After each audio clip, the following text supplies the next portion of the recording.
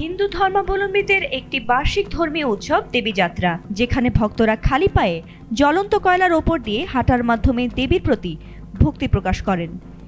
এই উৎসবকে ঘিরে ভারতে তৈরি হয় অন্যরকম উন্মাদনা। দেবীযাত্রার এই উৎসবে শুক্রবার রাতে লাইরাই মন্দিরে বিপুল সংখ্যক ভক্তের উপস্থিতি দেখা যায়। এ সময় ভক্তদের উন্মাদনায় হুড়োহুড়িতে পদদলিত হয়ে 7 জনের মৃত্যু হয়। আহত হয়েছেন আরও অর্ধশতাধিক মানুষ। শনিবার ভারতীয় সংবাদ মাধ্যম এনডিটিভির এক প্রতিবেদনে এমনটি জানানো হয়েছে।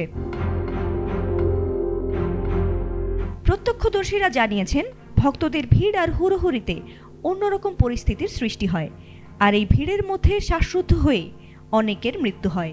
এই ঘটনায় যারা আহত হয়েছেন তাদের অবস্থাও আশঙ্কাজনক।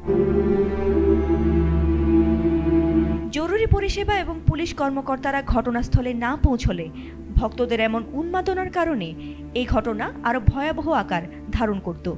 পুলিশ কর্মকর্তারা দ্রুত ঘটনাস্থলে গিয়ে উদ্ধার অভিযান শুরু করায় হতাহতের সংখ্যা কিছুটা কমেছে। তবে যারা হাসপাতালে রয়েছেন তাদের অবস্থাও গুরুতর।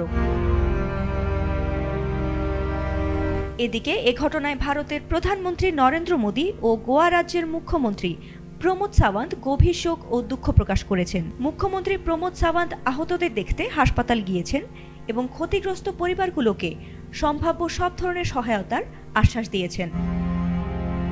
ফাতিমা সুলতানা, এটিএন বাংলা।